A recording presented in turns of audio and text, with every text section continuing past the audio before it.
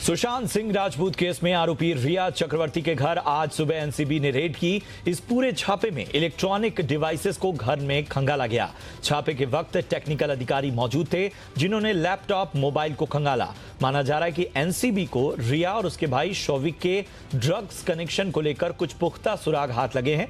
NCB की एक team ने सुशांत के करीबी सैमुअल मिरांडा के घर भी रेड की और उसे हिरासत में ले लिया। नारकोटिक्स कंट्रोल ब्यूरो ने आज बड़ी कार्रवाई करते हुए ड्रग पेडलर बासित परिहार को 9 सितंबर तक रिमांड पर ले लिया है।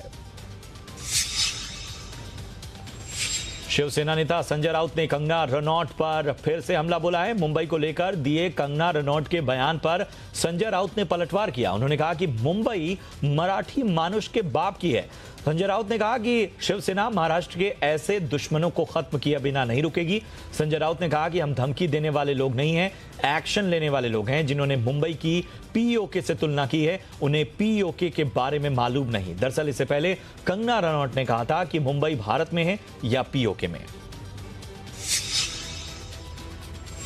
हम लोग धमकी बीमकी नहीं देते, सबको मालूम है।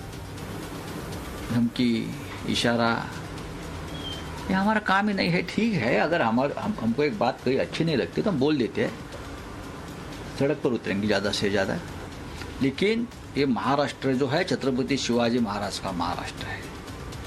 ठीक है, आप बाप की भाषा करते हो तो ठीक है, देख लेंगे महाराष्ट्र को बाप है या नहीं।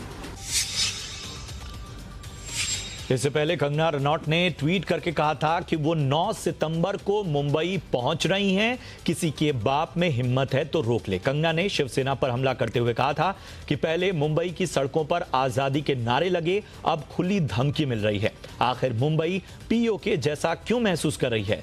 कंगना ने कहा था कि उन्हें फिल्म माफिया से ज्यादा शहर की पुलिस से डर लगता है।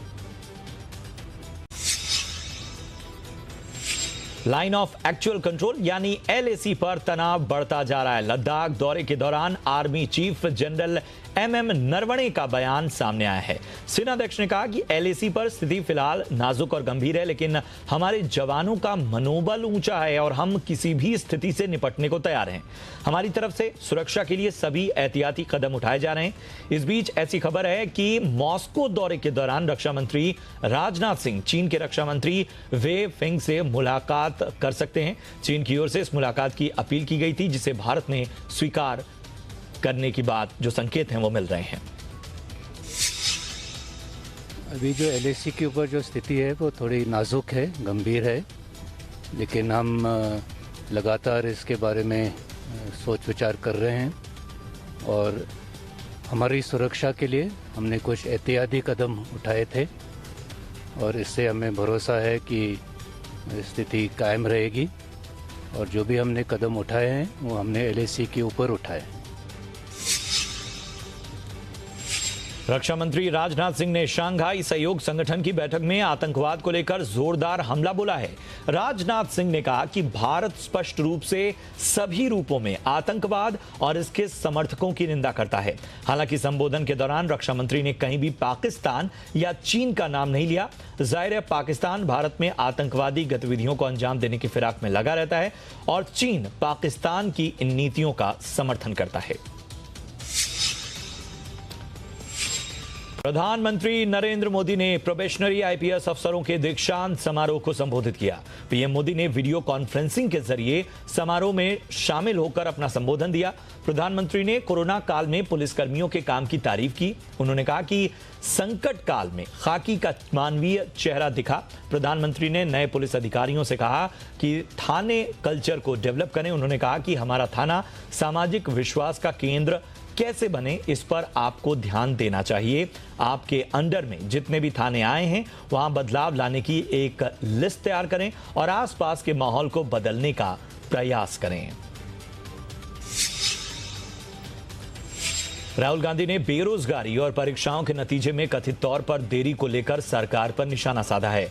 ट्वीट कर उन्होंने कहा कि सरकार को रोजगार से जुड़ी समस्याओं का समाधान करना चाहिए। राहुल ने कहा कि मोदी सरकार रोजगार, बहाली, परीक्षा के नतीजे दे, देश के युवाओं की समस्या का समाधान दे।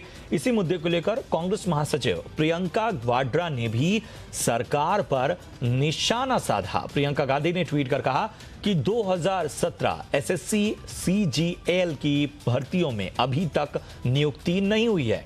2018 सीजीएल परीक्षा के नतीजे तक नहीं आए हैं।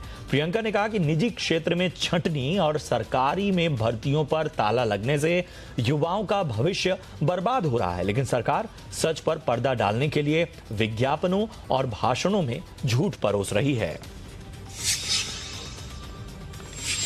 जेईई नीट एग्जाम्स 2020 के आयोजन के खिलाफ दायर रिव्यू पिटीशन पर सुप्रीम कोर्ट ने विचार करने से इनकार कर दिया है।